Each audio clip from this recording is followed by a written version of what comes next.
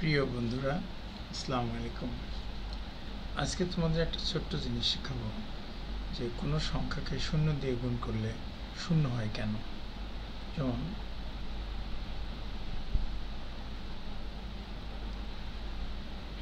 প্রমাণ করো যে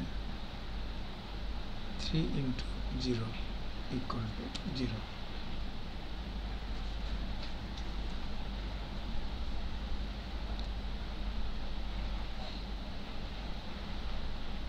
আমরা প্রমাণ শুরু করি। তোমরা নিশ্চয়ই লিখতে পারো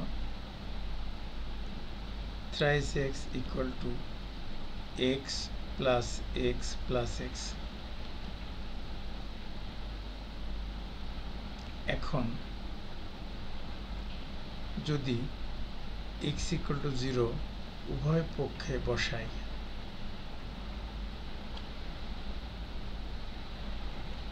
তাহলে আমরা লিখতে পারি 3 × 0 = 0 + 0 + 0।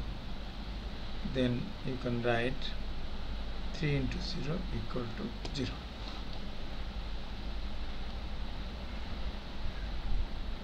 প্রমাণিত।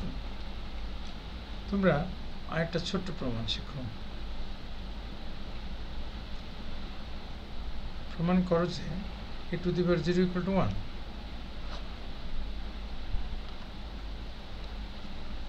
but a ≠ 0। বলতে পারো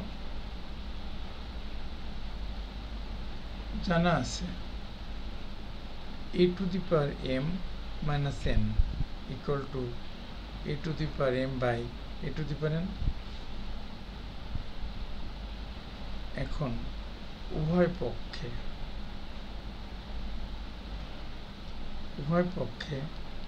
m = n বসালে পাই a⁴n - n/a⁴n। So a⁴ = 1। প্রমাণিত।